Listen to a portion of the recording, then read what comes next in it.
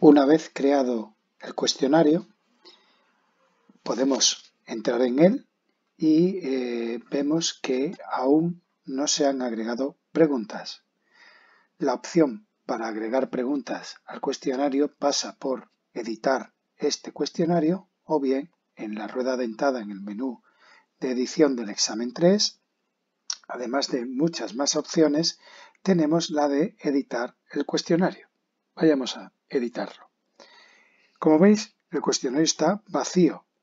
Tenemos, por un lado, la calificación máxima, 10.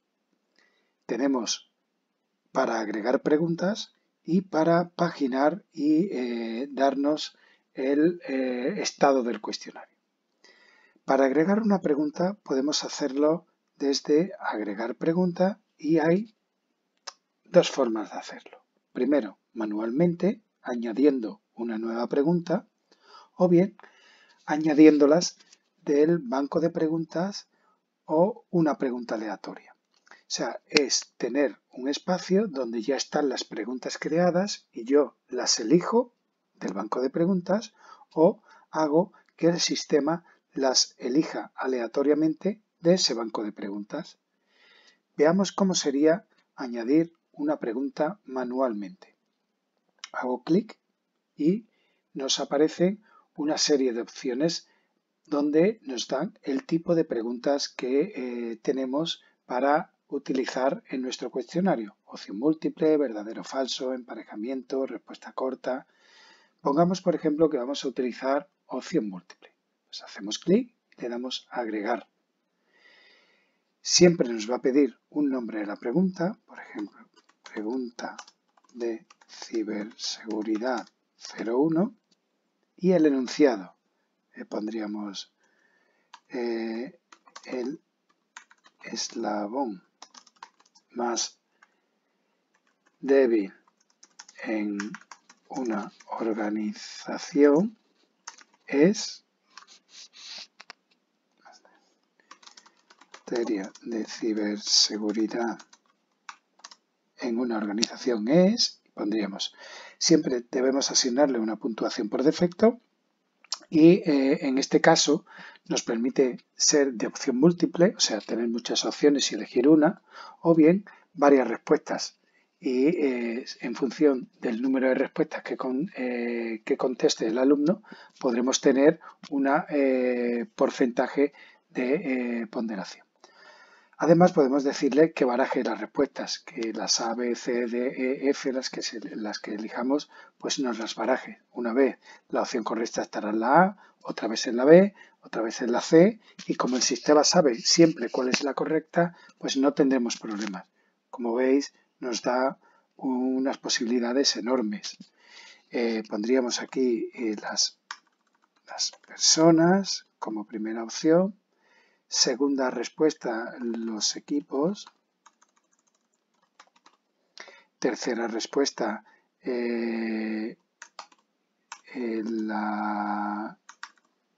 los sistemas. Cuarta respuesta, por ejemplo, el software. Bien, y ahora que tenemos las 4 respuestas de nuestra opción múltiple, tenemos que indicarle cuál es la correcta. Y la correcta es la elección múltiple. Por lo tanto, sería el 100%. Imaginemos que hemos seleccionado de varias respuestas.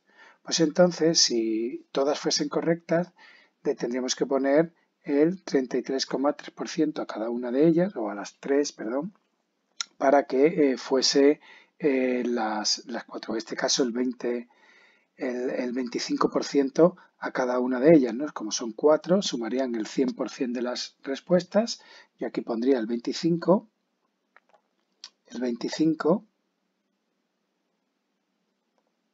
y el 25. Vamos a hacerlo. Y el 25. Además podríamos asignarle números negativos para que restara. Eso es otra opción.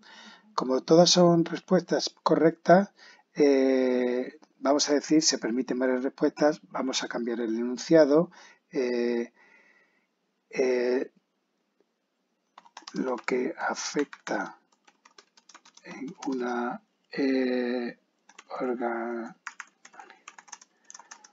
ciberseguridad es porque así sí que tendrían cabida las 4 respuestas.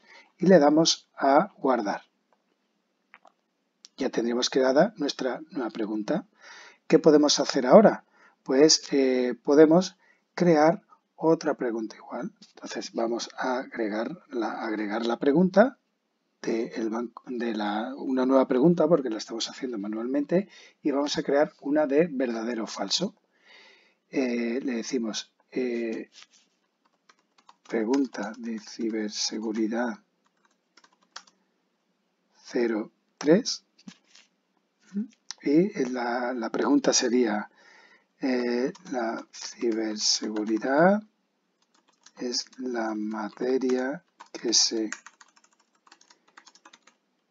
encarga de estudiar a los cyborgs y su seguridad, por ejemplo.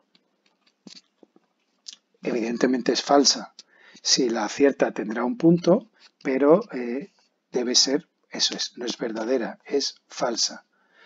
Podemos dar retroalimentaciones a nuestras preguntas que aparecerán según hayamos configurado, como hemos visto, y le daríamos a guardar cambios. Ya tenemos otra pregunta creada. Vamos a crear la última por no cansarnos y vamos a crearla, por ejemplo, de emparejamiento. Bien, vamos a ver cómo sería. Esta la llamaríamos pregunta ciber 03. El enunciado de la pregunta será une los conceptos con las de correctas y ahora debemos comenzar a hacerla. Va a ser 1 si la prueba y la pregunta 1, por ejemplo, vamos a poner para hacerlo rápido concepto 01, respuesta 01, concepto 02, respuesta 02 y concepto 03, respuesta